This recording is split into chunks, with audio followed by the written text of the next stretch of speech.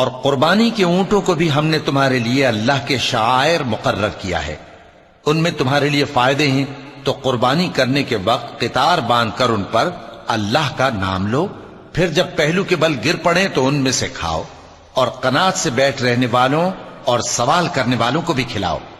اس طرح ہم نے ان کو تمہارے زیر فرمان کر دیا ہے تاکہ تم شکر کرو۔ اللہ تک نہ ان کا گوشت پہنچتا ہے اور نہ خون، بلکہ اس تک تمہاری پرہیزگاری پہنچتی ہے۔ اسی طرح اللہ نے ان کو تمہارے زیر فرمان کر دیا ہے تاکہ اس بات کے بدلے کہ اس نے تم کو ہدایت بخشی ہے اسے بزرگی سے یاد کرو۔ اور اے پیغمبر، نیکوکاروں کو خوشخبری سنا دو، اللہ تو مومنوں سے ان کے دشمنوں کو ہٹاتا رہتا ہے، بے شک اللہ کسی خیانت کرنے والے ناشکرے کو دوست نہیں رکھتا۔ جن مسلمانوں سے خواہ مخواہ لڑائی کی جاتی ہے ان کو اجازت ہے کہ وہ بھی لڑیں، کیونکہ ان پر ظلم ہو رہا ہے، اور اللہ ان کی مدد کرے گا، وہ یقیناً ان کی مدد پر قادر ہے۔ یہ وہ لوگ ہیں کہ اپنے گھروں سے ناحق نکال دیے گئے، انہوں نے کچھ قصور نہیں کیا، ہاں یہ کہتے ہیں کہ ہمارا پروردگار اللہ ہے۔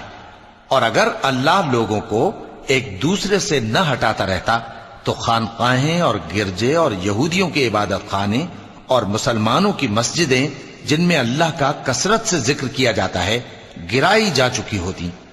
اور جو شخص اللہ کی مدد کرتا ہے اللہ اس کی ضرور مدد کرتا ہے، بے شک اللہ توانا ہے، غالب ہے۔